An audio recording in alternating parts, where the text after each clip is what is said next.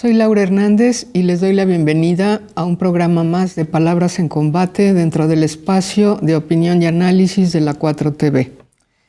En esta ocasión he titulado mi lectura sobre la verdad y otras netas porque me interesa abordar el concepto de verdad en dos sentidos.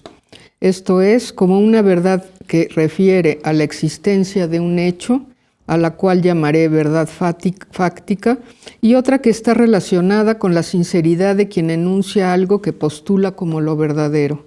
Me baso para ello en un texto que escribí en 2020 sobre el discurso político en la pandemia a propósito de la guerra mediática que los poderes fácticos establecieron contra el gobierno, en particular contra quien fuera el subsecretario de Salud, el doctor Hugo López-Gatell, quien nos mantuvo informados día a día sobre el desarrollo de la pandemia de COVID-19 durante muchos meses.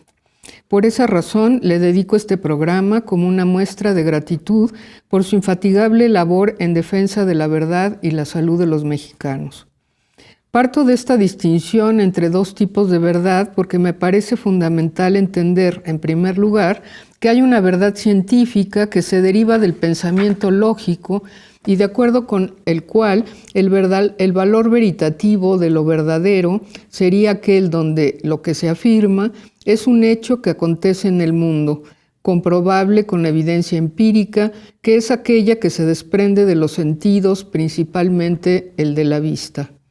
En consecuencia, el valor veritativo de lo falso se presentaría cuando lo que se afirma no es el caso, es decir, no ocurre, pero no por ello es un sinsentido, es decir, algo imposible de pensar lógicamente. Por ejemplo, si está lloviendo y se afirma que está lloviendo, esta afirmación sería verdadera, mientras que si no estuviera lloviendo, sería falsa. Es importante no perder de vista también que la verdad científica, a pesar de ser objetiva, pues se basa en observación empírica, no es una certeza inamovible, ya que siempre tiene un carácter hipotético y otras evidencias podrían refutarla. En eso se basa precisamente el progreso científico. Ahora bien, si la verdad científica no depende del sujeto que la enuncia, puesto que es objetiva, existe otra dimensión de la verdad que sí depende de quien la enuncia, en tanto se podría afirmar como verdadero algo que no lo es. Me explico. Podría darse el caso de que alguien dijera algo que sinceramente cree que es verdad, pero fuera refutado y demostrado que no es verdad. En este caso, no estaríamos ante un engaño, sino ante un error. Sin embargo, estaríamos ante una situación muy diferente cuando quien profiere esa verdad en realidad sabe que no lo es, y lo que intenta con ello es conseguir un propósito particular a través de un engaño. En este caso sí estaríamos ante una responsabilidad moral que podría sancionarse de acuerdo con el daño que haya ocasionado. Este tipo de verdad fue retomada por el filósofo francés Michel Foucault, quien en sus últimos cursos trató el tema bajo el título de Coraje y Verdad. La palabra griega parresía, que aparece en boca de Sócrates en el diálogo de El Gorgias y que literalmente significa decir todo lo que se piensa, es el eje de su disertación porque tiene un sentido político que se afinca en el hecho de que en la asamblea griega, si bien se tenía el derecho a tomar la palabra y segoría, también existía la obligación de ser sincero, la obligación de parresía, con lo cual se impedía la posibilidad de manipular al auditorio. Por su parte, Hannah Arendt distinguió entre verdad y opinión, partiendo también del diálogo platónico de Gorgias, y planteó que la diferencia entre ambas radica en que si la verdad es una construcción dialógica fundada en la reflexión, la opinión es retórica porque su fin es persuadir al auditorio de que el orador es quien dice porque conoce la verdad. Sócrates señala en el Gorgias que esta verdad es moralista porque quien la enuncia se asume como el único propietario de la verdad, de modo que su enunciación es monológica y contraria a la reflexión filosófica, puesto que se trata de una verdad falaz que adapta los hechos a su conveniencia y además, debido a que domina las creencias de su auditorio, es más persuasivo que quien intenta modificar esas ideas, puesto que además relativiza las verdades factuales para restarles valor y presentarlas como una opinión más.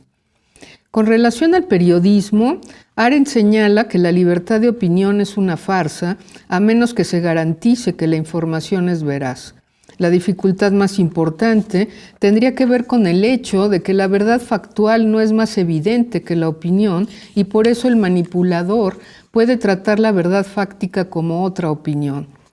Me parece que este mecanismo retórico se ajusta perfectamente a lo que sucedió en el caso de la información sobre la pandemia y lo que ahora ocurre con el devastador huracán Otis en Acapulco. Pues si bien la información que el gobierno proporciona es científica, factual, su manejo mediático la reduce a una mera opinión equivalente a la que posiciona en su contra.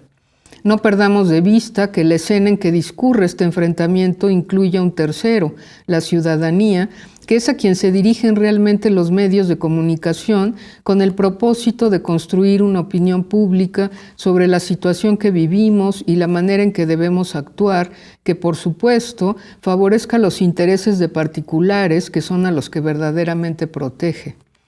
Ahora bien, si además de la diferencia entre una verdad lógica en donde hay una correlación entre el lenguaje y hechos del mundo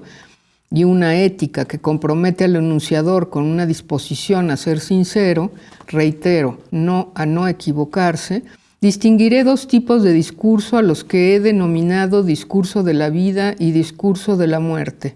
en donde la diferencia estriba, en un sentido general, en que la información se centre ya sea en la sobrevivencia personal o en la solidaridad colectiva, que conduciría a una actitud fatalista o a una esperanzadora respectivamente. Carlos Monedero, el importante historiador y activista español, señala en ese sentido que el miedo conduce a una actitud egoísta de mera sobrevivencia que se caracteriza en consecuencia por ser monologante, a diferencia de la esperanza, que es siempre una voz colectiva y por lo tanto dialogante, porque busca el bien común. Monedero añade que el discurso del miedo es fascista porque impide la fraternidad y por lo tanto la libertad. Nos reduce a una condición animal que anula la reflexión, así como la confianza en que superaremos las crisis juntos, como lo demuestra el hecho de que a lo largo de la historia todas las catástrofes humanas se hayan superado mediante acciones colectivas y no individuales. La distinción discursiva que propongo también se conecta con lo que establecía Luis Gabriel Rojas en un interesante trabajo que presentó en 2018 en el Colegio de México durante una sesión del seminario de la Asociación Latinoamericana de Estudios del Discurso, donde planteaba que López Obrador y Calderón tenían dos discursos políticos opuestos. El primero, centrado en el amor. Recordemos que durante la campaña el presidente habló de su interés en construir una república amorosa, al contrario del de Calderón, quien durante su gestión le declaró la guerra al narco y habló de enemigos externos e internos a los que quería eliminar de su horizonte. Un discurso que ahora sabemos era una farsa porque él protegía los intereses de los grupos criminales. Por su parte, la apuesta amorosa de López Obrador no podría reducirse a la atención prioritaria hacia la pobreza, sino que reconocería la existencia de una imaginación moral que se convierte en acción política cuando invita a pensar juntos en un futuro posible y a luchar por alcanzarlo. Como podemos ver, el discurso de la guerra coincide con el de la muerte y el del miedo, mientras que el del amor se ligaría con la vida, la acción colectiva y la esperanza.